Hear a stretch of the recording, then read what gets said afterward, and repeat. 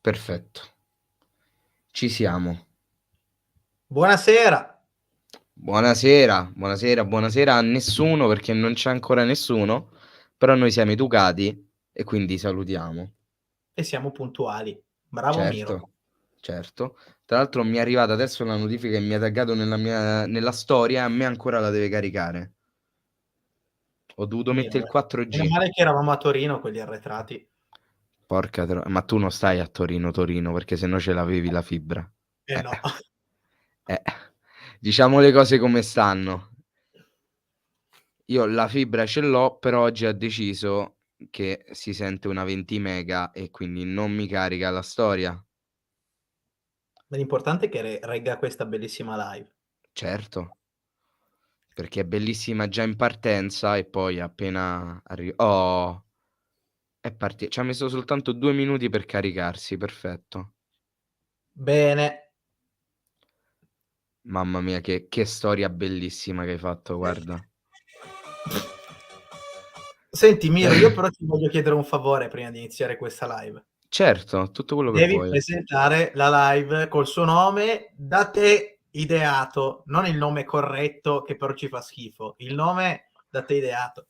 Assolutamente, e ti dirò di più, il nome che ho creato, perché poi tu m'hai fatto venire il dubbio, io me lo so andato a cercà, è etimologicamente giusto per quello che Ah, intendevo, okay, perché per okay. beyond io intendevo al di là cioè tra l'altro dello youtuber, quindi oltre a dietro che è behind, intendevo pure beyond, al di là, oltre lo youtuber. Quindi Grande assolutamente idea.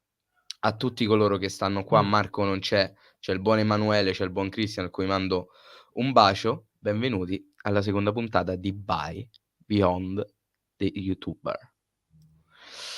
Oggi l'ospite ovviamente non c'è molto pathos, però abbiamo il buon Eccelso. Buonasera a tutti, buonasera ragazzi. Come sempre io vi ricordo che se dopo vorrete fare delle domande al buon Mattia, potete farle tranquillamente, senza problemi. Però io direi di cominciare subito.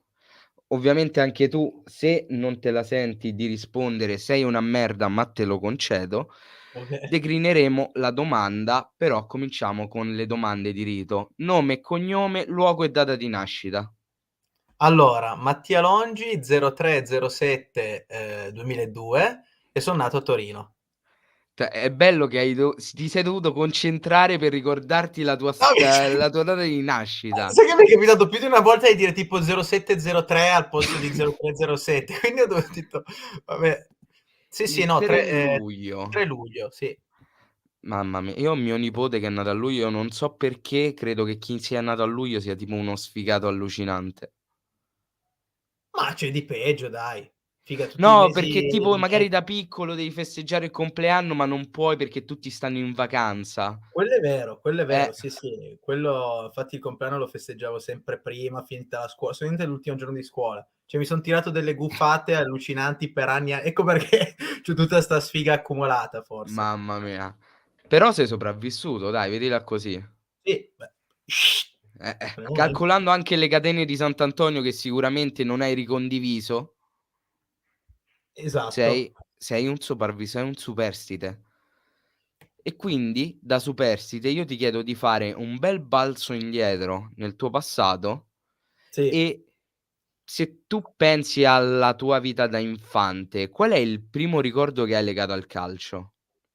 Allora guarda, a 'sta cosa ci ho pensato quando l'avevi chiesto ad Andre, perché ho detto: "In Mh-mh. effetti qual è il mio primo ricordo legato al calcio?" Io ce ne ho 2 di Okay. ricordi legati al calcio. Allora la prima è una maglia di Del Piero che mi aveva preso mio nonno, della Mh-mh. Juve, che mi volevano subito buttare da quella parte della cioè non ce l'hanno mai fatta, è stata la squadra che ho più detestato in vita mia.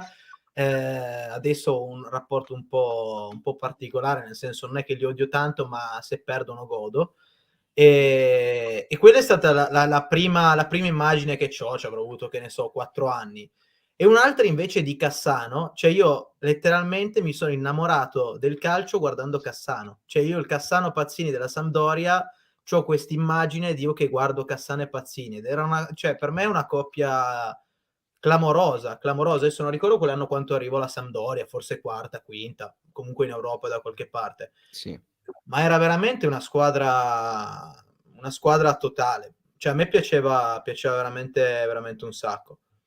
Io ho bei ricordi di quella Sampdoria perché fu la Sampdoria che riuscì a non far vincere lo scudetto alla Roma, che in quell'anni c'era il dualismo Inter-Roma, Sì, è vero. ci fu quella partita all'Olimpico magica Roma-Sampdoria in cui Pazzini negò lo scudetto alla Roma e fu veramente, veramente fantastico. Di pari Sì. passo però ti chiedo anche, come ho chiesto ad Andrea, qual è stato il momento in cui tu hai capito che tifavi Cagliari? Allora qua è difficile perché ti posso dire il mo cioè allora la data in cui ho iniziato son sicuro che è stata dopo il triplete dell'Inter. Okay, Quello è il momento in cui ho iniziato a tifare, ma era un "tifare" tra virgolette, perché cioè voglio dire, tifare nel senso che veramente ci stai male se la squadra perde o spacchi, perché mi è capitato di spaccare una roba di polistirolo dopo non so se ti ricordi quando Sau segnò contro la Roma, mi pare, in casa, quando eravamo rimasti in 9, che era stata espulsa okay, e un sì, altro. Quel giorno avevo spaccato tipo una bottiglia, una roba di polistirolo e non facevo le live, cioè quindi ero veramente lì con ogni tanto di insulti e quant'altro. Sinceramente il momento in cui ho iniziato veramente a tifare, nel senso che dici: "C'ho rimasto male", mi ricordo ad esempio un Cagliari-Torino che finì 5-4 con gol di Co cin o 4-3 con gol di okay, Conti. quello dell'abbraccio del figlio. Sì, sì, sì, sì, sì, sì, Okay, quello lì. Quindi quello è un momento che ricordo e non so quanto sia indietro onestamente nel tempo, che ricordo che proprio lì ero bello gasato e fomentato. mh-mh, Probabilmente facevo le medie, così a sensazione. Prima onestamente di scene che dici: "Sono impazzito da", no, beh, poi oddio, il ricordo ho pianto quando se n'è andato un giocatore, è stato Matri. Forse quello è il primo cioè ed ero okay. piccolo all'epoca quando se n'è andato Matri. Ecco, lì forse sì è un'altra prova di passione, tifo passionale potente che c'era stata. Sì, sì. Beh, bei ricordi, bei ricordi. Tra Sì, l'altro quello di Madri fu un addio doloroso anche per me, devo essere sincero, anche perché poi dovunque andò non riuscì mai a replicare il successo che ebbe a Cagliari, il sì. buon Poi Alessandro. non andò alla Juve anche quella volta? Sì, andò alla Eh, Juve, poi appunto, girò infatti Milan, Lazio, girò sì, un pochino, ma non ebbe mai il successo che ebbe a Cagliari. sì, Adesso ritorniamo un po' nell'attualità e ti faccio una domanda che tecnicamente sarebbe legata al passato, ma nel tuo caso confluisce anche nel presente. sì. Qual è la tua esperienza scolastica? Nel senso, come sono andate per esempio le elementari, le medie, qual è il percorso che hai scelto alle superiori e nel tuo caso adesso anche il percorso Il universitario. percorso universitario, certo. Ma allora, io con la scuola ho avuto sempre un cioè no, sempre no, dalle medie ho avuto un rapporto amore e odio, perché io, mi piace molto studiare, informarmi in generale. Amo, anche se al liceo non sono stato una cima, la matematica, mi piace tantissimo la Mh-mh. matematica. Ehm, Però l'odio deriva dal fatto che secondo me ho incontrato dei professori abbastanza discutibili in certi aspetti. Vabbè, Okay, ripercorrendo giusto per elementari, cioè fondamentalmente so stato sempre molto bravo, un soldatino a scuola e dalle medie diciamo c'ho avuto i vezzi con la signorina di matematica e fisica e scienze. E che all'epoca mi aveva consigliato di fare un istituto tecnico, cioè nulla di male se vi consigliano di fare un istituto tecnico, anzi, però ero uno con la media del 9, che gli consigliano la scuola che a livello diciamo, tra virgolette, di "impegno" nella concezione comune non è a livello più alto. E quello mi ricordo era una cosa che mi ero preso molto sul personale. Ero andato a fare il liceo scientifico ovviamente, che ho passato senza essere mai stato rimandato. Anche qui poi alla fine diciamo che si è concluso con un esame di maturità che è stato un emblema riepilogativo emblematico per quello che era stato il percorso, ovvero un percorso di bestemmie e nient'altro. Cioè, sono arrivato a fare questo esame finale dove io me l'ero preparato prima, cioè ho fatto un esame di merda, sia chiaro, però ho preso sono uscito con 80, che ai tempi del Covid non è un voto buono, cioè normalmente è un voto buono, voglio dire, ma io avevo la media dell'8.2, 8.3 a scuola, quindi con quella media Mh. potevi uscire durante il Covid anche con più di 90. Ho fatto un esame terribile e ho preso come voto di uscita meno di persone che non avevano, penso, mai preso durante l'anno un voto più alto del mio. Quindi quella anche è stata un'altra riprova proprio del mio rapporto conflittuale con la scuola a livello di votazione. Poi vabbè, arrivato all'università e ho fatto economia aziendale, cioè sto ancora facendo economia aziendale, niente, lì dove il rapporto con i professori si riduce al minimo, sta andando molto bene, molto meglio rispetto al liceo.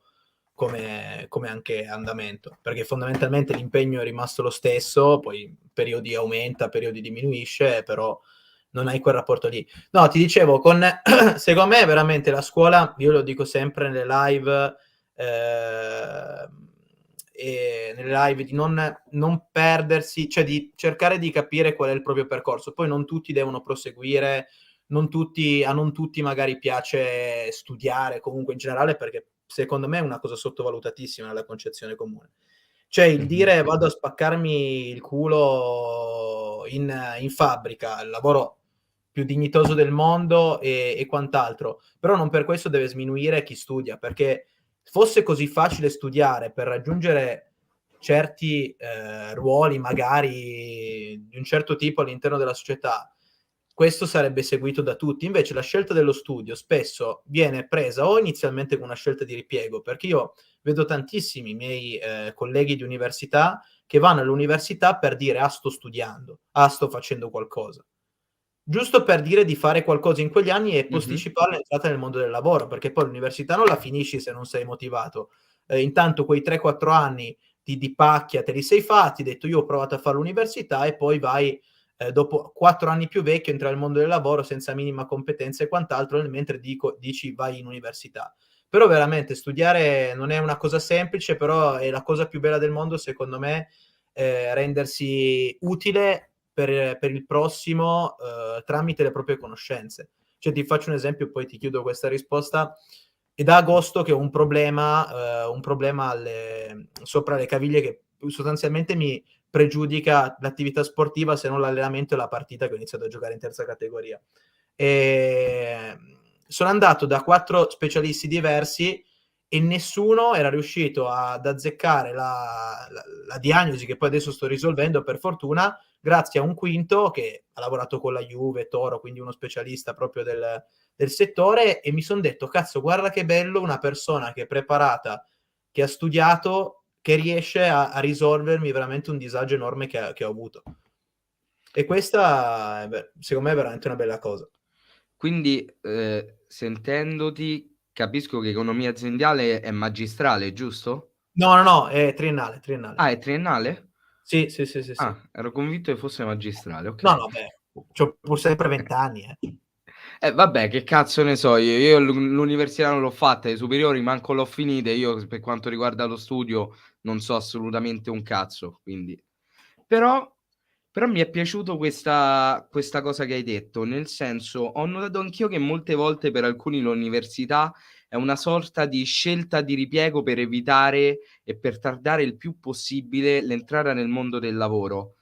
Però io ti volevo chiedere, da cosa è dovuto questa scelta di ripiego? Perché effettivamente si sa che il mondo del lavoro in Italia ha miliardi e miliardi di problematiche, però sì. perché? Ma allora, fondamentalmente, secondo me per più motivi. Il primo è che l'università, e da questo punto di vista bisogna darne atto allo Stato, che ormai perché persona, anche senza particolari capacità e disponibilità economiche, vuole studiare, certo, chiaramente non puoi lavorare a tempo pieno mentre studi, quindi quello può essere il malus a livello economico, però ci sono tutte le varie fasce reddituali, quindi da un punto di vista l'università secondo me non è più come un tempo una cosa esclusiva. Quindi Non è uno più dice: "Ma" elitaria. esatto, non è più elitaria, cioè volendo con le varie agevolazioni è una spesa, poi dipende, c'è pure quello c'è pure la persona che vive in mezzo alla strada, ma ha di sua proprietà 10.000 garage, allora ha un reddito di un milionario, ma fondamentalmente non ha un cazzo. Chiaramente ci sono sempre le eccezioni, però diciamo, ragionando in via generale, è così. Secondo me un motivo è questo, e l'altro è una paura sostanzialmente, una voglia ancora di rimanere nel gioco, perché poi alla fine l'università presa così è fatta alla carlona, dove magari per una triennale ci impieghi 6 anni, o magari dove dai 5 esami su 40 e poi ti ritiri e dici ah non ce l'ho fatta ma ci sono andato vicino.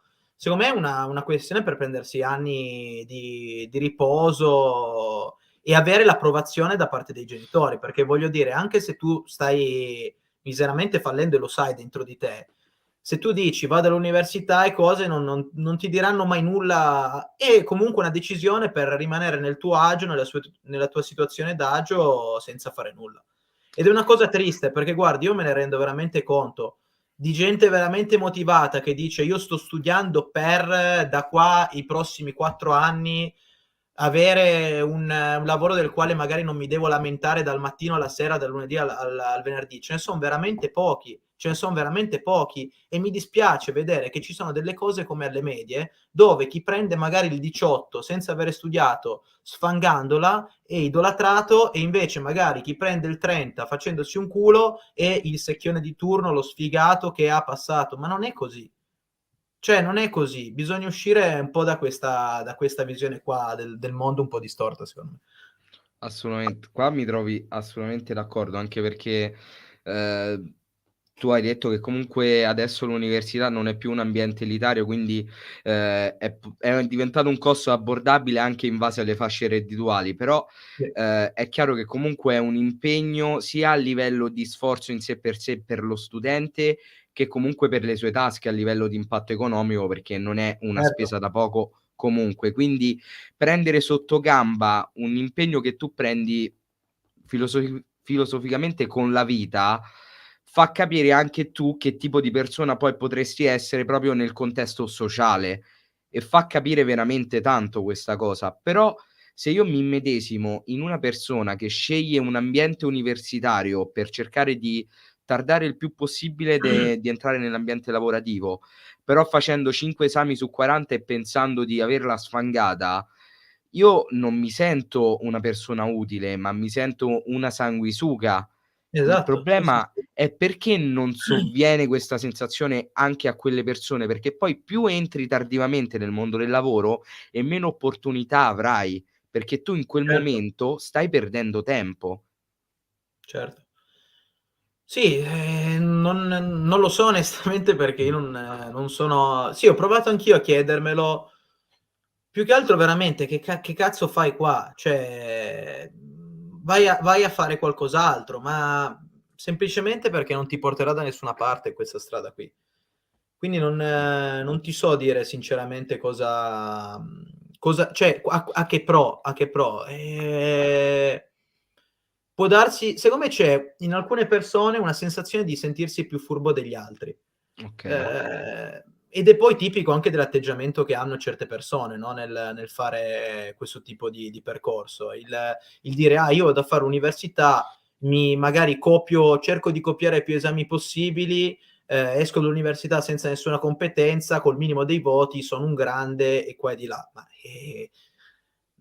non funziona così. Cioè, non funziona così, però è questa sensazione di furbizia che c'è spesso c'è spesso nell'italiano medio, questa sensazione sempre di essere in grado di inculare il prossimo, semplicemente.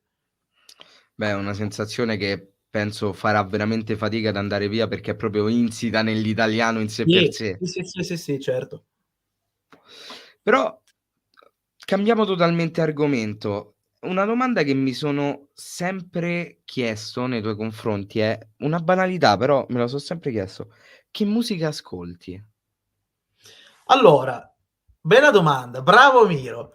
Allora io ti dico, come musica, ma io ascolto veramente un po' di tutto, ma sono molto di più per il commerciale. Cioè Okay, io che quando dicono ascolti musica commerciale, io onestamente non la prendo, cioè nel senso, lo si dice sempre in modo molto dispregiativo, no, Mh-mh. se ci pensi. Ascoltare musica commerciale, anche l'artista che fa musica commerciale non è mai detto come accezione positiva.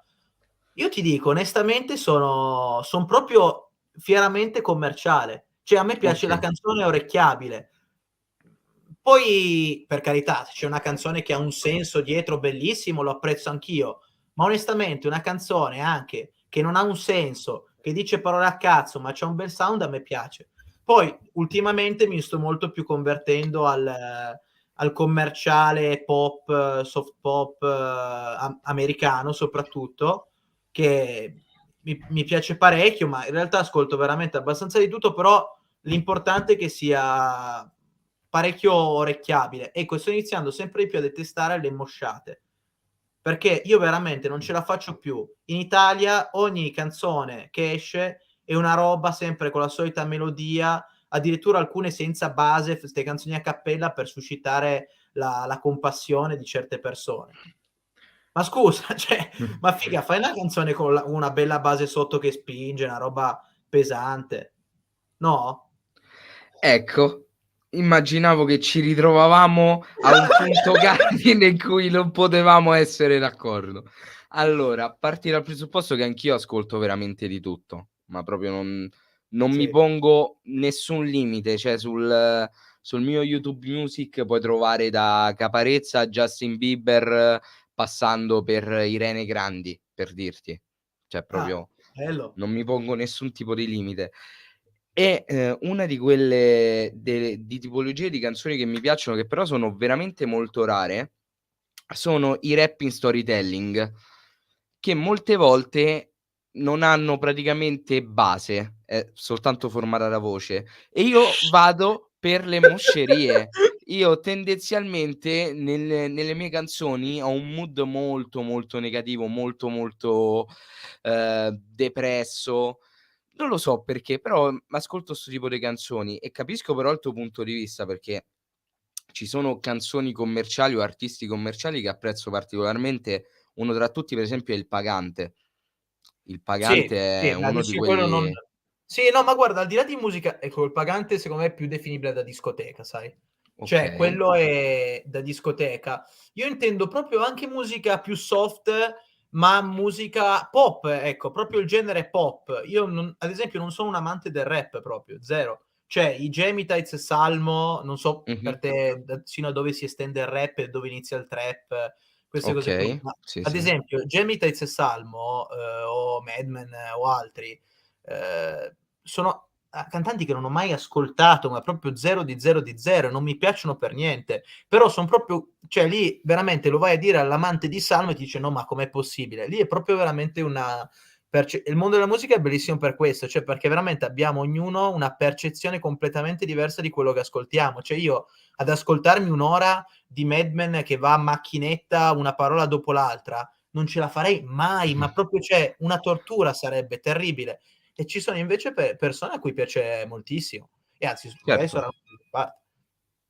Il bello è proprio quello. Il bello è proprio quello, secondo me. Poi ci sta, ci sta. Io per esempio, Jamie Tights lo ascoltavo di più prima, poi diciamo che a livello di testi io sono uno che dà abbastanza importanza al testo di una canzone, non è uno dei migliori perché sostanzialmente se non parla di canne, non parla di nient'altro, quindi diventa anche un po' monotematico e monotono, però ci sta, ed è bella questa cosa perché io, per esempio, davo per scontato che tu fossi un amante del rap, anche perché o del trap o comunque della drill che adesso sta spopolando, tu figlio della generazione Z, No, no, no, no. No, ho standardizzato che io tu ascoltassi quel tipo di musica. no, ti dico, l'ascolto, ma non sono assolutamente un patito. Cioè l'ascolto perché magari il mio amico ascolta quella cosa, allora in macchina l'ascoltiamo, poi più o meno orecchiabile, me la canticchio un po', magari me la salvo in playlist, ma non me la riproduco 10.000 volte, assolutamente no. Cioè i vari Sfera Ebbasta, Capo Plaza, quelli lì non mai ecco, l'unico che mi piace veramente tanto, ma secondo me è distaccato da questi qua, è Tedua. Okay. Tedua, ed è da un sacco che tra l'altro non droppa qualcosa, ma lui non lo definirei trapper, lui è una roba un po' più particolare. Tedua è particolare perché molte volte tende ad andare fuori dalla Sì, metrica, esatto, esatto. ha uno stile proprio O suo, ti è piace o riuscito non a ti piace, lui. differenziarsi. Lui è così, sì, sì, sì, è vero, va sempre fuori dalla metrica. Però è bello perché comunque è riuscito a differenziarsi in un mondo che sta diventando sempre più omologato Sì. ed è bella questa cosa. Non lo apprezzo particolarmente come artista, devo essere sincero, qualche cosina l'ho ascoltata, però apprezzo di lui questa capacità di essersi differenziato in un mondo che sta diventando, perlomeno quello del rap, sempre un po' tutto standardizzato, un po' tutto uguale, quindi Sì, sì, sì, sì, no, ma anche a livello di melodie, sì, assolutamente sì. detto questo, pure a livello di cinema, Sì, tu per qua esempio qua sono un grande ignorante.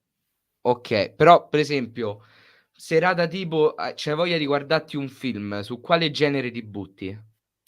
Ah, allora bello perché allora io no, allora cinema son veramente, ma veramente una persona ignorante a cui non interessa neanche sinceramente rendersi conto. Lo so, è un grande limite, ma a livello di cinema, anche di film proprio storici, che uno mi dice: "Ma come fai a non saperlo? Come fai a non conoscere?" Son veramente ignorante, cioè quando i miei amici si mettono a parlare, organizzano una serata cinema, io gli dico: "Ragazzi, non mi chiamate."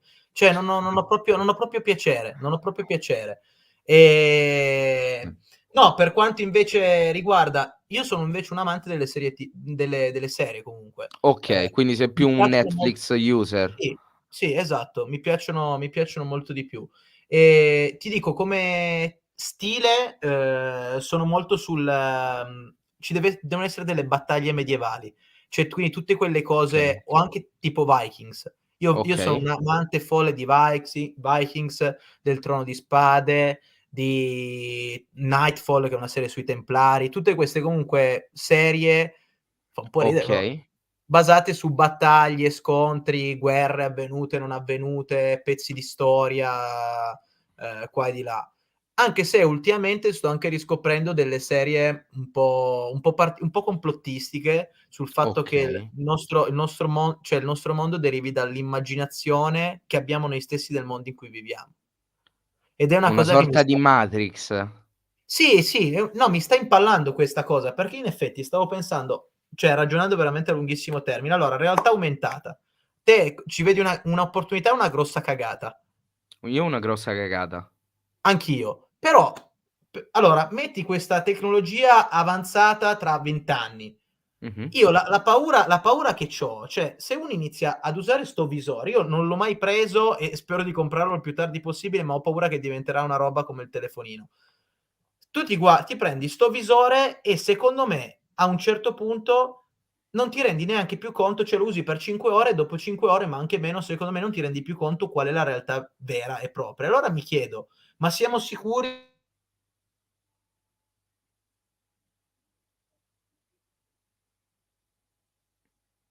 Ecco, s'è bloccato. Cioè, ma può essere uno youtuber una persona simile? son Con 2 morto? Son eh sì, sei un morto? attimo Ci collassato. sono? Ci Adesso sono? sì. Oh! Vedi? L'immaginazione mi ha portato via. Dicevo, ma siamo sicuri che cioè, noi non stiamo vivendo all'interno di una nostra immaginazione? Io ho questa sensazione ripetuta, più volte mi è successo, di aver già vissuto quelle cose, no, quello che si chiama il déjà vu lapsus, quel che è. Però queste Mh-mh. sensazioni, cioè sono robe strane. Come son spiegate dalla scienza? Non sono spiegate. E quindi da qui tutte queste deduzioni. Intanto permettimi di salutare il buon Kubi che, Ciao Cubi! mi elogia con un complimento: "Ma che gaserata è 'sto format Kubi, me l'hai insegnato tu, sei stato tu il primo a portare i podcast inerenti al Cagliari. Questo è diverso, però sei tu che mi hai insegnato, quindi io ho copiato dal migliore, Sì. quindi ti devi ringraziare allo specchio casomai." Grande Cubi! Un bacione anche a Pietro. Comunque Pie me Vergogna, l'hanno rinnovato il contratto, eh. vergogna. Ma guarda, oggi proprio non parliamo di Cagliari, proprio è l'ultimo argomento di cui parliamo e questo format è nato apposta, proprio per far capire che dietro agli youtuber che parlano del Cagliari ci sono delle persone che hanno Sì, totalmente 1000 altri interessi e 1000 altre idee all'infuori del Cagliari, quindi assolutamente. esatto. Tanto ciao Tipo Ilaria, ciao Ale, ciao a tutti ragazzi. Tra l'altro fa molto ride Ilaria con la foto de un signore, è poetico. Questo è sì, neoclassicismo certo. postmoderno ragazzi. Ma tu sai chi è Ilaria Usai? Lo No, sai chi è Usai? no. Ilaria Usai è praticamente una tizia che commenta su Instagram. Non so se hai visto che la pagina Instagram del Cagliari fanno altre squadre che vengono a fare per prendersi qualche follower in più. "Oh grande, ma no, ma sei bellissimo, ma che forte." Tutti che mettono i commenti così, allora era un meme, cioè non è Ilaria Usai lei, è uno che mi seguiva che ha messo Ilaria Usai al posto sì, vabbè comunque. E io ho pure detto saluto Ilaria, pensa un po' che coglione che so, però vabbè. Tralasciando questo, mi sono anche perso di cosa stavamo parlando. Di cosa stavamo parlando? Stavamo parlando di serie della mia dell'immaginazione. Okay, okay. Allora, innanzitutto ti volevo dire perché tu prima hai citato Game of Thrones, io all'inizio mi sono sempre rifiutato di guardarlo perché volevo fare quello avanguardista, quindi dico: "Lo guardano tutti, io non me lo cago di striscio". Poi ho ceduto, l'ho guardato e penso che sia effettivamente a livello realizzativo una delle migliori serie mai fatte in assoluto. Sì, sì, E ti devo dire che io alla seconda puntata avevo già indovinato chi sarebbe salito alla fine sul Trono di Spade. Te lo dico sincera io avevo 2 sì. No, è opzioni, vero. E allora però effettivamente se uno ci pensa a tirare a indovinare se tu pensi non in lo modo diciamo per non evitare lo spoiler a diciamo, chi però se uno ci pensa poi a conti fatti dice: "Ah cazzo, in effetti tutto poi torna." Cioè, okay, okay. perché effettivamente chi è che ha vabbè dai no dai Non tanto si l'avete fa. visto tutti, ma chi è che ha avuto un avvenimento importante? L'unico che ce l'ha avuto. E perché ce l'ha avuto così presto? Ecco. Esatto. Ed ovviamente non può essere Ned Stark perché comunque dopo 2 episodi già era andato via. Già impalato. E ti posso dire che ci furono delle battaglie atroci tra me e la mia ragazza, perché a me stava e sta tuttora altamente sul cazzo Daenerys. La odiavo a morte, poi col tempo mi hanno dato ragione. Sì, sì, sì, sì, no, anche a me non è mai stata particolarmente simpatica. No, no, no, condivido con Mh-mh. te comunque, non son mai stato un fanboy di Daenerys, assolutamente. Cubi, mi stai spoilerando una domanda che sicuramente sarà fatta dopo, sicuramente sarà fatta. Ciao Robè, un bacione a te e a tutta Bravetta. E detto questo, il filo ti volevo chiedere come mai c'hai questo amore per il periodo medievale? No, allora no, in realtà io c'ho un amore enorme per i romani, tantissimo. Okay, Cioè io sono veramente ho visto tutti i film di National Geographic, tutti i documentari, delle serie su Netflix, tutte quelle che cioè se voi scrivete antica Roma le ho viste tutte, letteralmente tutte. Io sono un amante principalmente dell'antica Roma. Dell'epoca invece, diciamo più avanzata, medievale e non, mh-mh, dei Templari soprattutto. Io sono un okay. amante folle dei Templari, di tutta l'andamento. Ecco, adesso scusa Bellissimo, eccomi. poetico, poetico.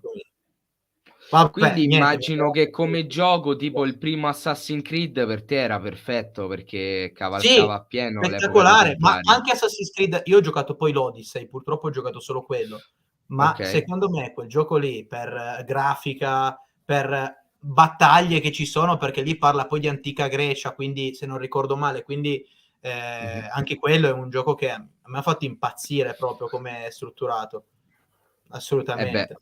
poi se è il periodo storico che t'affascina ancora di più.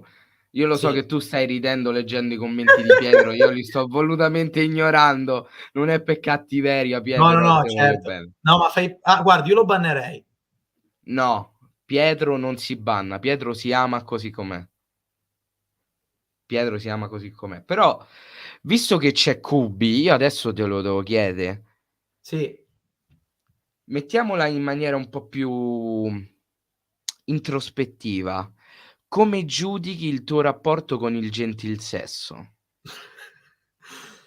Ma allora, rapporto sicuramente estremamente conflittuale, parlando Okay, seriamente, nel senso che lo dico molto onestamente, non ho una grande stima del genere okay, femminile, proprio per niente. In seguito a una serie di esperienze, di cose, ehm, ho trovato diciamo cioè, più volte mi son ritrovato in delle situazioni che mi son detto: "Io che cazzo ci sto a fare qua?" Cioè, ci sto a fare letteralmente solo perché son degli esseri diversi dal maschio.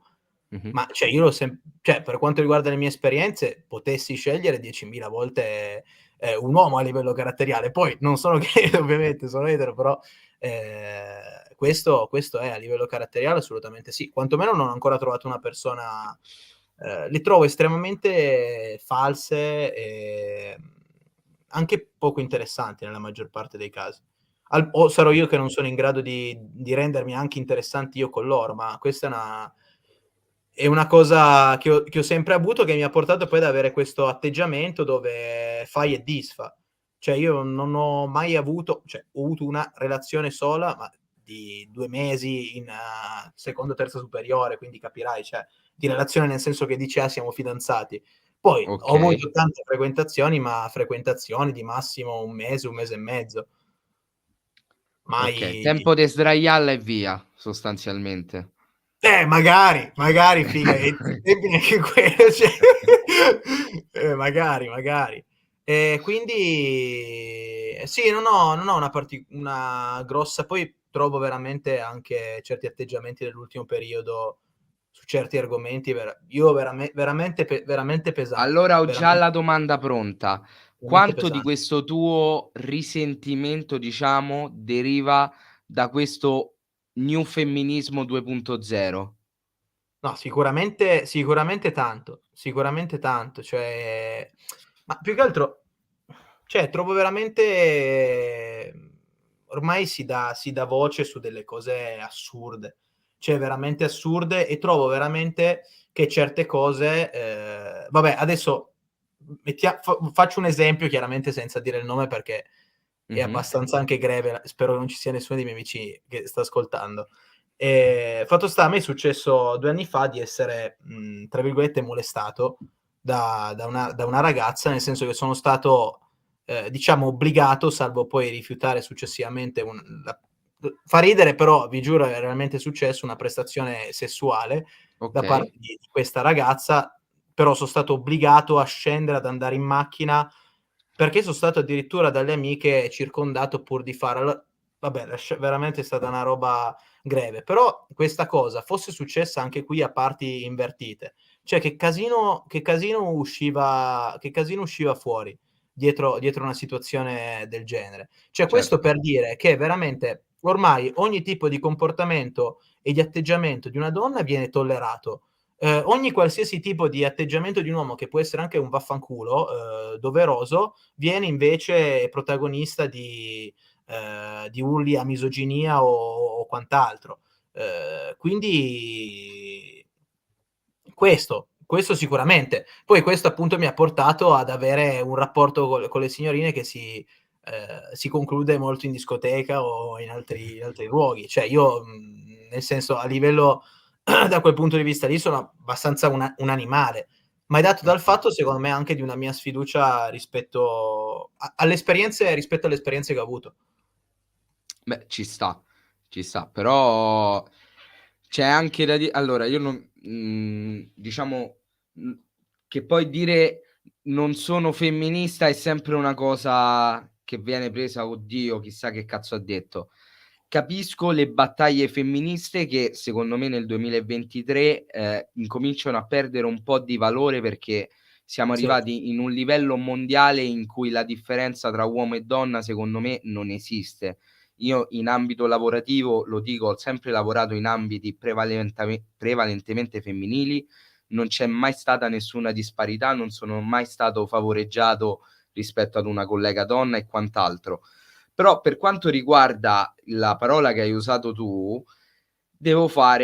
mi viene da fare una sorta di parentesi, perché effettivamente se un uomo tenta o riesce in una molestia nei confronti di una donna, fa molto più scalpore la notizia, ma soprattutto è molto più plausibile.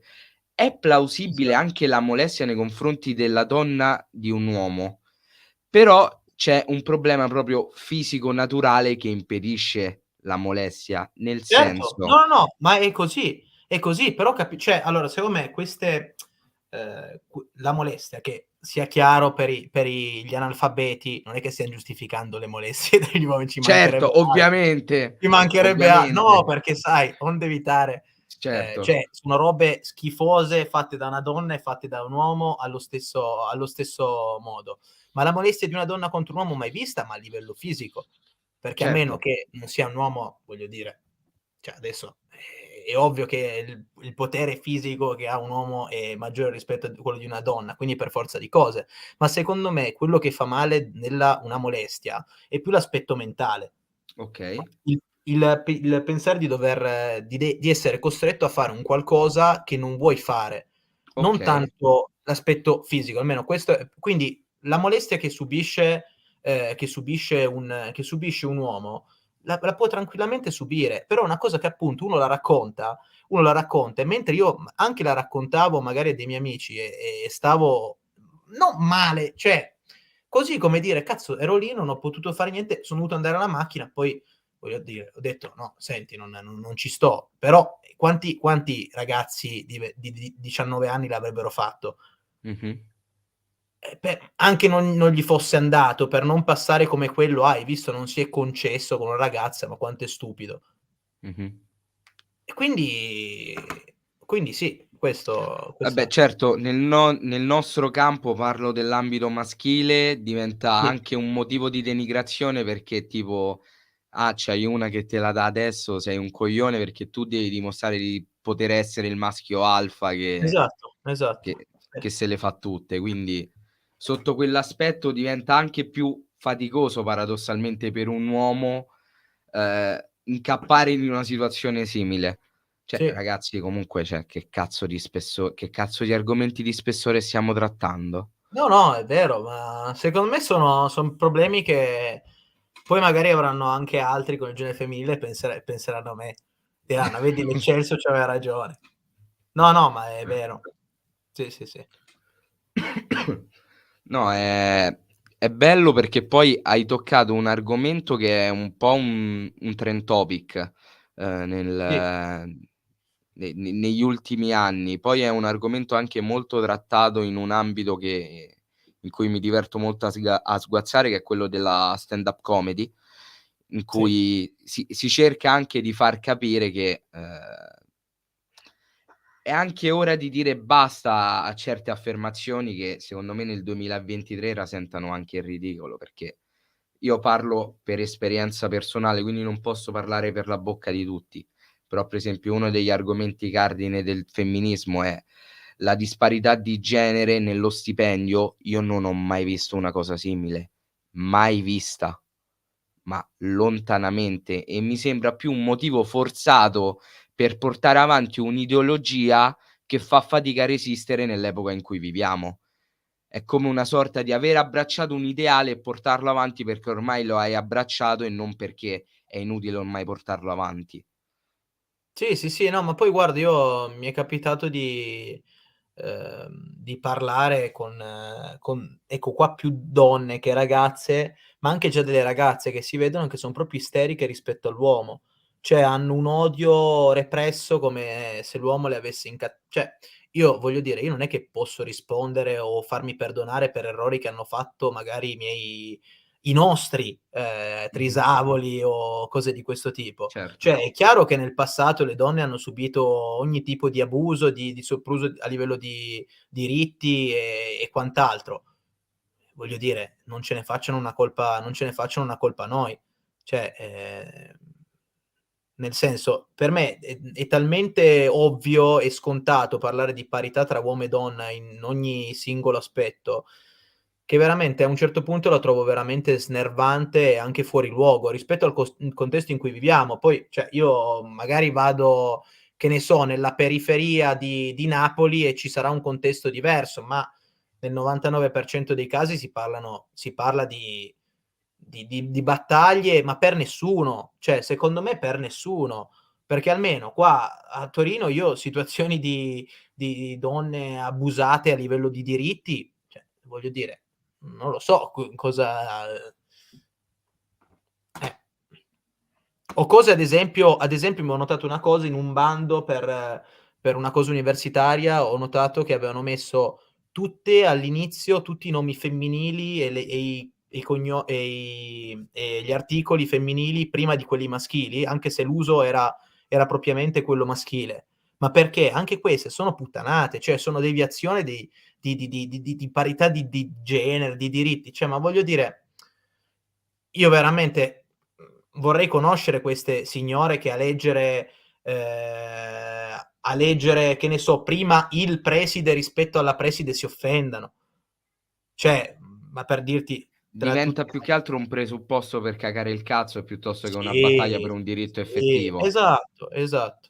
Sì, sì, sì, E infatti, assolutamente. ricollegandomi a questo argomento, ringrazio tantissimo Manuel per questo commento. Occhio a come utilizzare i pronomi, ma pure sta cosa dei pronomi. Cioè, tu come la vivi? Sono curioso, perché secondo me Sì, siamo no. d'accordo su No, ma questo argomento. cioè c'è da avere paura anche qua come li utilizzi, perché è presto che sei anche lì assalito da mandria: "No, ma perché hai detto questo piuttosto che quello?" Cioè figa, uso dire così e dico così, non è che, si dica dell'altro.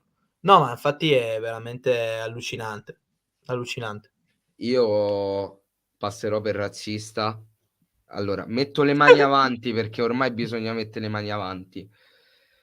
Non sono dentro il mondo LGBTIQA+, tutte le lettere. Ho profondo e immenso rispetto per tutte le persone omosessuali, transgender e tutto quello che concerne quel mondo, ma io sta cosa dei pronomi non la riesco a capì No, e ma mai la no, ma è senza concepirò. senso, ma è senza senso. No, no. Io qui lo dico, secondo me sta cosa dei pronomi è un pretesto per cagare il cazzo, perché a me una persona che me dice: "Io oggi me sento donna, domani me sento uomo", lo posso anche capì, ma che io oggi me sento donna e domani me sento una palla da basket non ha un cazzo di senso. Stiamo esagerando in tutto, stiamo diventando una manica di perbenisti allucinanti. Sì. No, no, ma è Cioè, verissimo. Cioè, a livello di ma anche qua io continuo a pensare che ci siano anche qui delle deviazioni pure su questo tema, anche se qui, ad esempio, l'omofobia non possiam parlare come per le donne, perché a livello di diritti chiaramente c'è ancora una disparità, no, certo. tra questa community, diciamo, e la lobby la massoneria delle donne che, figa, rincorre chissà che cosa. Rincorre probabilmente la schiavitù maschile, questo è quello, che rincorre e che pian piano riuscirà a raggiungere. Però anche su questo aspetto viviamo delle deviazioni di personaggi pubblici che per sentir parlare di loro appoggiano queste battaglie facendo cose anche spregevoli, cioè voglio dire, dicendo robe, facendo cioè io poi veramente sembra diventato quasi una colpa essere etero, vai in giro: sono etero", "no, ma allora tu quello lì e allora" cioè voglio dire, cosa Tu volete che come maschio bianco eterosessuale caucasico cisgender, come osi dire no, queste capito? cose? No, no, ma è Perché così. sei un privilegiato, tu sei È un così. privilegiato.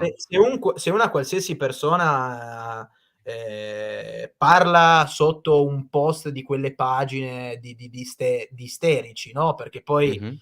viene aggredito, dai qualsiasi opinione viene aggredito.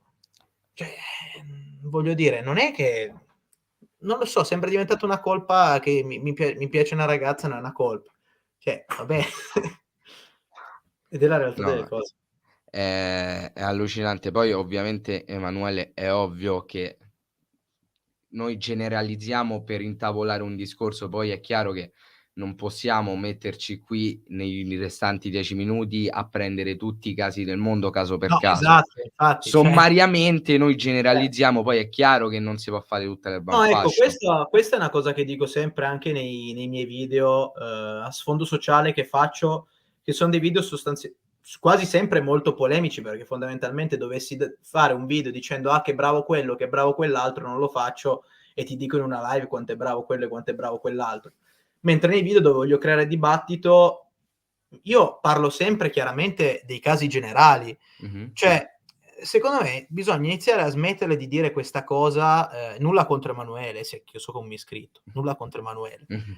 Ehm, Però, cioè, bisogna smetterla anche questa cosa: ma c'è il caso particolare, c'è mia nonna, c'è mia zia, c'è mia madre che è così, che la pensa cosà, e no, ma guarda non è come dici tu. Sì, ma se il 90%, neanche il 99, se il 90% della popolazione italiana, mettiamo caso, che prendo come campione, ha quella concezione comune di una cosa contro cui io voglio andare, e non me ne frega un cazzo che, tua madre quella cosa no, ha quella situazione particolare, ah no, c'è mia nonna che sta male, quindi cioè, voglio dire, va bene, mi dispiace, va bene, sei l'eccezione, vuol dire che per te non conterà, ma noi in generale si parla dei casi generali.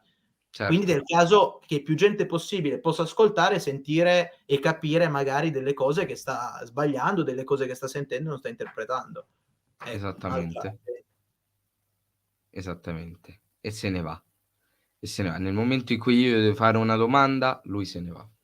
Ragazzi, l'eccelso è anche questo: prendere o lasciare. Eccolo, più arrivo. bello che mai. Ecco.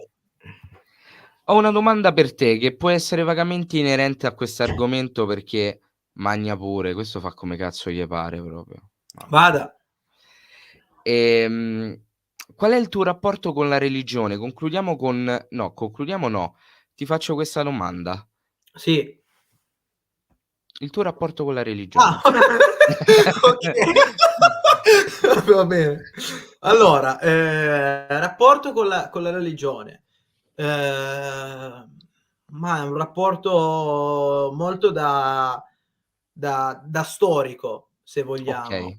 Cioè, è un rapporto di una persona che io amo tantissimo la storia, veramente mi piace tantissimo, Mh-mh. studiando la storia una persona ha anche allora io mettiamo nella condi io sono credente, okay, ma se io Mh-mh. studio la storia dei 2000 anni di chiesa che ci sono stati, io non posso non provare ribrezzo rispetto all'istituzione chiesa Okay. che è stata. Poi parliamo sempre di istituzione, almeno nel presente, perché secondo me poi ci sono delle realtà parrocchiali che sono effettivamente utili e portano un Mh-mh. plus alla comunità, soprattutto in situazioni cioè Certo. disagianti, e critiche, no, Mh-mh. però, l'Eccelso è politeista, tanto stavo leggendo, Mh. vabbè. Però nel passato, soprattutto dalle indulgenze a appunto a gente che che la chiesa che Le chiedeva crociate. sì, esatto. Chiesa che chiedeva i pagamenti per la liberazione dell'anima, no, dal purgatorio, dall'inferno. Cioè, ragazzi, stiamo parlando dell'istituzione peggiore di sempre, rispetto a qualsiasi tiranno e rispetto a qualsiasi altro. Cioè, faceva leva su credenze popolari per arricchirsi e per vivere nell'ozio, nell'oro, ed è stata veramente un'istituzione terribile, terribile. E quindi questo studiare la Chiesa in questo modo, prendendo conoscenza di quello che ha fatto la Chiesa, che ha fatto tutt'altro che diffondere il vero verbo, io Mh-mh. onestamente io non sono credente. Okay. Ehm, Poi mi piace credere, come ti dicevo prima, all'immaginazione, no, adesso una teoria strampalata che mi è venuta fuori ultimamente vedendo queste serie, però mi piace sempre alterno periodi dove credo che nel dopo ci siano cose diverse, non penso che finisca lì. Ma non ecco, Okay. guarda qua, ti faccio un'altra domanda, scusami, Io ho sempre pensato questa cosa sulla religione. Cioè, se Dio veramente è questa cosa sovrannaturale sopra qualsiasi cosa, Mh-mh. per quale cazzo di motivo su quanti miliardi siamo abbiamo un'enorme diversità di divinità? in cui si crede. Cioè, è questo che non capisco. Scusa, se Dio è così grande, Dio dovrebbe essere tutta la cioè chiunque dovrebbe riconoscere Dio e quelle gesta che sono, e invece dipende anche lì dalle tradizioni e dal trascorso di credenze che ci sono state, che vengono Certo. tramandate. E questa cosa anche dovrebbe far riflettere. Cioè, se veramente Dio è così al di sopra di qualsiasi uomo, dovrebbe diffondersi la credenza tra tutte le popolazioni che popolano il pianeta. L'argomento religione è abbastanza complesso, perché per come la interpreto io, nel senso, tra 2000 anni potrebbero tranquillamente trovare un mio diario scritto e pensare che io sia Dio sceso in terra e creare una religione su di me. Sì, Io penso che l'esistenza di una religione derivi dal bisogno stesso dell'uomo di avere un qualcosa a cui attaccarsi nel momento di maggiore bisogno. Un qualcosa in cui tu, anche se non hai la minima prova, hai la fede e quindi quella ti potrebbe potenzialmente salvare. Perché infatti se uno prova a intavolare un discorso logico con una persona credente o magari proprio con un praticante, ti dice proprio: "Beato chi ha fede". sì, Esatto, Emanuele cita Nietzsche, che ci sta sì, proprio a pennello. Ehm, è un qualcosa io in cui per esempio faccio veramente molta fatica. Io mi definisco ateo convintissimo, non credo in Dio, non credo ci sia bisogno di farlo, semplicemente penso che bisogna avere più consapevolezza in se stessi e meno nella speranza che una persona che potenzialmente potrebbe non esistere ti aiuti dall'alto perché quel giorno gli sì. gira il culo così. Sì, ma guarda, se ci pensi è collegato anche al discorso dell'università che facevamo prima, cioè Mh, e di tanta gente che vive nelle situazioni di limbo nella propria vita. Cioè, son tante persone che magari vivono nella situazione di limbo, bravissime persone, perché si vive in situazione di limbo, anch'io vivo in una situazione di limbo adesso. Sto facendo l'università, ma non so cosa farò dopo, però le persone magari che hanno poca, non lo so, convinzione o consapevolezza magari delle proprie capacità, tendono a sperare che arrivi qualcosa, che arrivi il momento, che arrivi qualcuno ad aiutarli. E questa è una cosa, nella vita che poi lo vedi tutti i giorni, cioè la speranza sempre che ci sia un qualcuno che ti viene a parare il culo, a salvare, a la botta di culo clamorosa. esatto. Che poi il problema viene anche quando, mhmm, creando una religione crei anche ehm, come posso dire, dei diktat, diciamo, delle regole, ecco, i comandamenti, anche i comandamenti non scritti ma verbali, i soliti, tipo sempre porre l'altra guancia, aiutare il prossimo, ma invece sono proprio i primi praticanti, i primi cristiani, quelli che si tirano le coltellate dietro la schiena. Cioè si Sì, crea tutto un paradosso sì, sì, culturale sì, è che vero, è vero. fa veramente ridere. Poi Sì, e poi un'altra ripeto, cioè, vai, vai. è vero che uno crede nella divinità, però, secondo me non si può sorvolare rispetto alla Chiesa. Cioè, la Chiesa, ha veramente negato, delle bestialità che ha fatto, da atti di pedofilia, da rapimenti, di cui uno anche appunto c'è l'inchiesta adesso di quella ragazza scomparsa a 16 anni, che c'è Emanuela stato Orlandi. tutto, sì, esatto, che c'è stato tutto il tizio che è stato, trovato impiccato a Londra con la valigetta scomparsa su tutte le transazioni, mafia, Stato e Chiesa. Cioè, ragazzi, io ripeto, ognuno può credere quello che gli pare e per fortuna siamo uno Stato assolutamente, laico, però Ricordiamolo perché molti non lo sanno, in realtà no. l'Italia è uno stato laico. Esatto. Però appunto secondo me bisognerebbe fare qualche riflessione di più anche sull'istituzione, perché non si può sorvolare, perché son loro che te la divulgano e te la danno, ti trasmettono la credenza stessa. Io non è che mi sono svegliato, cioè se io non fossi mai entrato in chiesa e fossi vissuto in una bolla mia personale, non avrei quello si chiama Dio, quello è Dio e quello mi controlla, no, e controlla il Certo. mio destino. Cioè non, quindi sì, anche, cioè secondo me non si può sorvolare su quell'aspetto e su le schifezze che son state fatte sino a chissà quando, magari sino a oggi. Certo, poi secondo me noi ancor di più non possiamo sorvolare sull'istituzione Chiesa, perché grazie ad una bravissima bravissima ovviamente tra miliardi di virgolette, persona, famosa per un periodo storico chiamato ventennio, alto quanto questa borraccia, pelato, che istituì quei bellissimi patti lateranensi, ci ritroviamo un'istituzione che ha messo già aveva messo, ma con quei patti ancora di più, le radici in Italia. Quindi noi vivremo sempre in un paese che vivrà sotto cappella dell'istituzione della Chiesa. Sì, ecco, Tant'è qua ti dico una cosa, secondo te sempre? fino a quando non ci sarà un progresso scientifico elevato, perlomeno. Mh. No, perché sai, cioè io pensavo a questa cosa, bisogna vedere il progresso, cioè il progresso, poi non voglio sminuire nessuno, se qua c'è qualche credente liberissimo di credere, Certo, ci certo. mancherebbe altro. Però il progresso fatto rispetto, alla visione, nei Mh-mh. confronti della Chiesa, no, cioè della Chiesa e della religione, dell'essere credenti in generale. Cioè tu pensa già solo ai nonni, no, alla generazione dei nostri nonni. Cioè Mh-mh. tu prendi 100 persone e guarda quante sono credenti e quante no, quantomeno quante frequentano la chiesa e sono effettivamente credenti e quante no. Cioè parliamo di percentuali molto elevate. Passa quella dei genitori e passa alla nostra. Cioè alla nostra quanta gente trovi credente? Quindi quello che ti Poca. dico, tra 2, 3 generazioni con magari nuove scoperte scientifiche, magari ci saranno ancora le chiese, magari saranno ancora frequentate perché, voglio dire, stiam comunque parlando di numeri enormi, però in modo ancora così rilevante da avere religione nelle scuole o cose di questo tipo, non lo so. Sì, sicuramente sarà un percorso che piano piano andrà a scemare. Andrà a scemare anche perché, ci sono dei meccanismi in corso anche dentro la Chiesa stessa riguardo per esempio a temi di stretta attualità come l'omosessualità, l'omogenitorialità.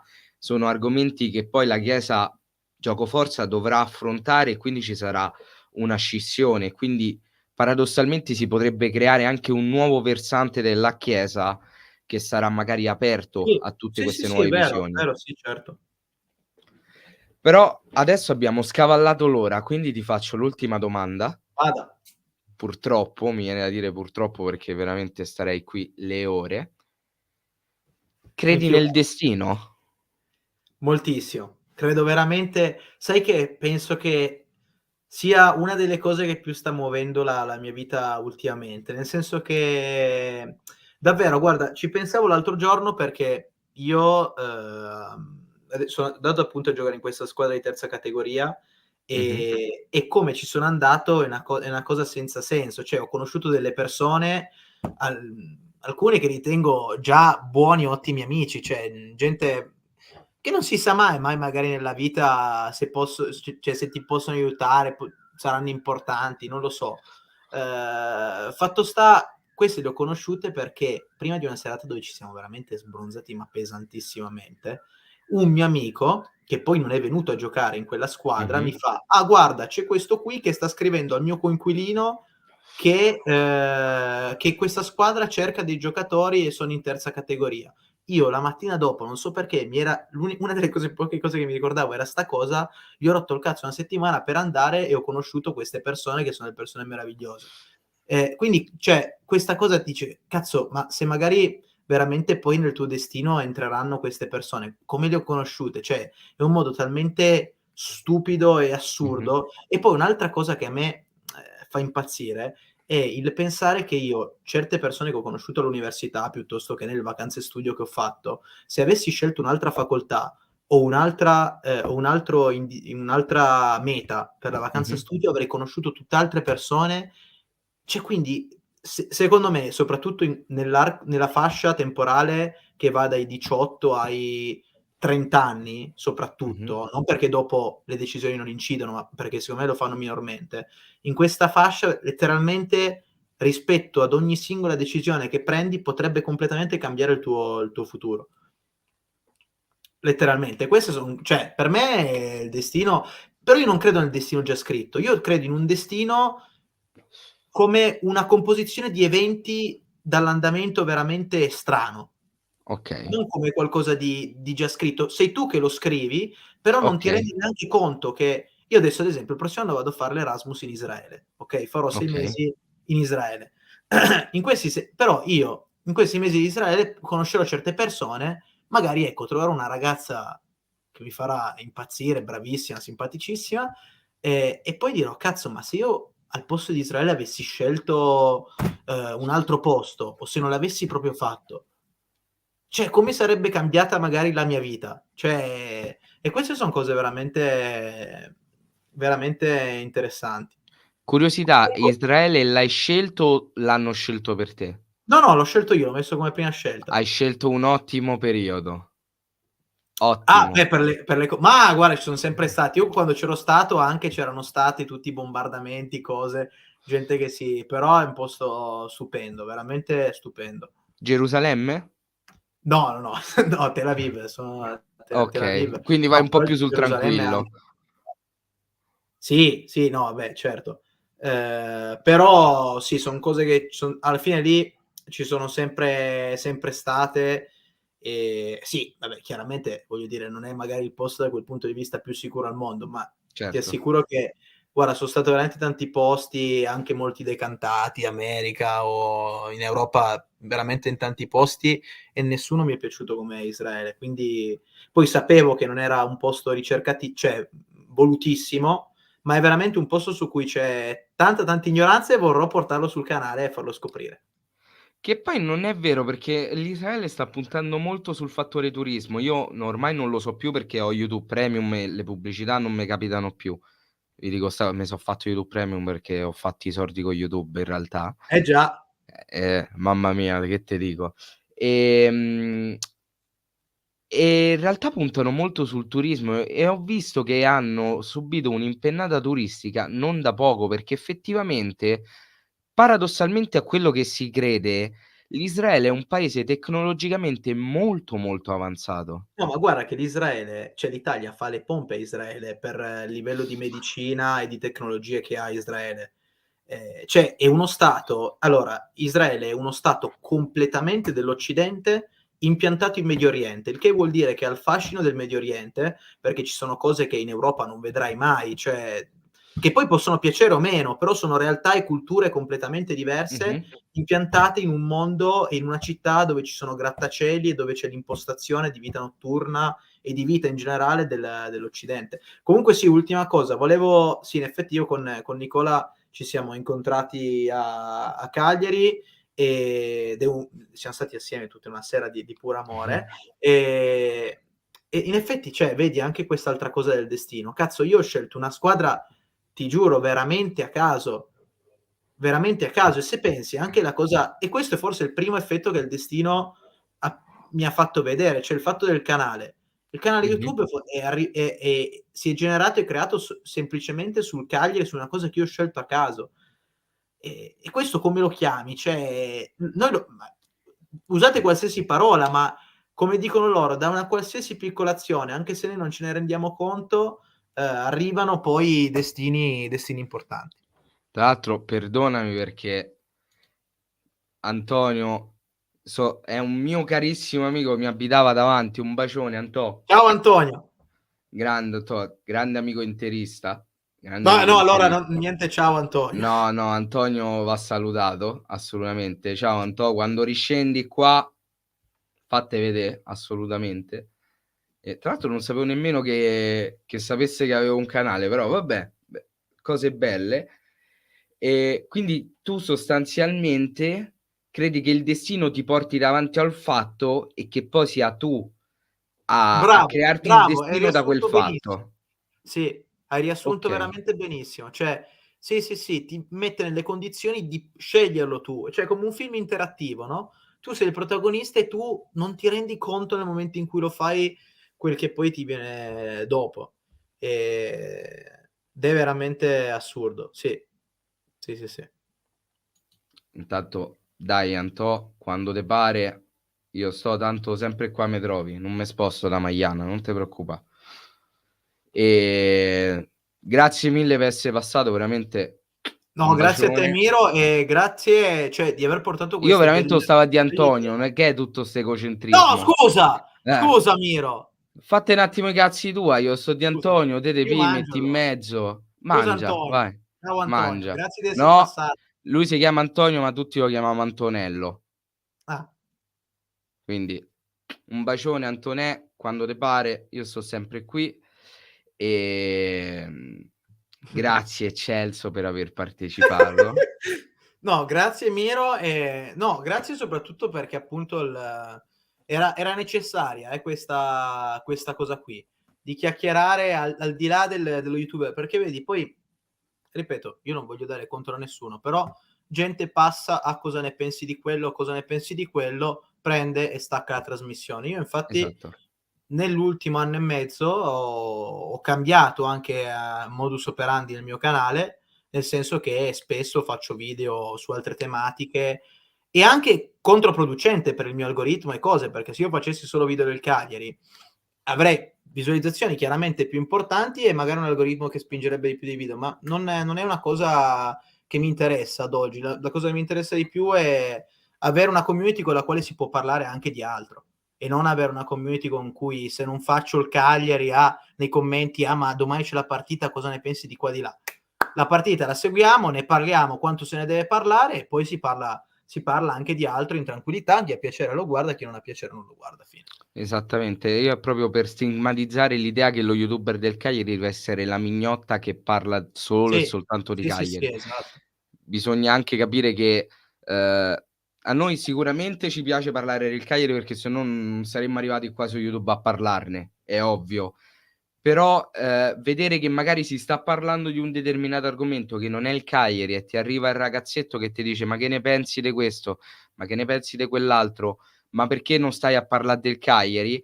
Diventa un po' debilitante. Cioè, Sì, perdete anche il diciamo quella gradevolezza che un commento potrebbe avere, perché sicuramente ci fa piacere la persona che ci arriva a commentà, quello certo. indubbiamente. Però se io te sto a parlà pe ditte della pandemia, un argomento a caso, e tu mi vieni lì a ma che ne pensi che domani gioca la Padula e non Pavoletti?" A me cascano le braccia perché me penso: "Ma me stai a sentì?" Sì, no, Quindi certo, certo.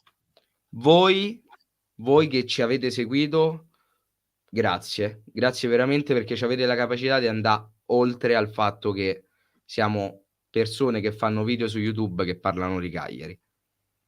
Semplicemente riuscite a capire anche le persone. Non è una cosa da poco perché fidatevi su Esatto, ci sono poche persone che riescono a fare questo upgrade, diciamo. sì. E quindi grazie Celso per aver partecipato un'altra Grazie a lei e volta. grazie a tutti. Ehm, Fate finta che sia una B. Okay, Simone, va bene. Assolutamente Nico, sono completamente d'accordo, anche perché poi fai una live sul Cagliari e poi la finisci sempre a ricordà Thiago Ribeiro, Caio Rangel e Adrian. Cioè, Senti, ma vuoi sapere di cosa sa questa bandana? Per ho chiudere. paura, però dimmelo. No, dico, vediamo se indovini. Non ne ho idea. L'ultima volta che l'ho usata era in quella mitica serata con cui ho fomentato tutti con quelle foto, con l'Eccelso Pot. Okay, quindi sa di sapone intimo Chili, diciamo? Anche, Anche, okay. L'odore delle femminucce? esatto. No, sì, in effetti Okay. sì, sì, sì, Sì, no, ma in non te effetti la ci sta. pippà troppo, cioè anche meno, anche meno.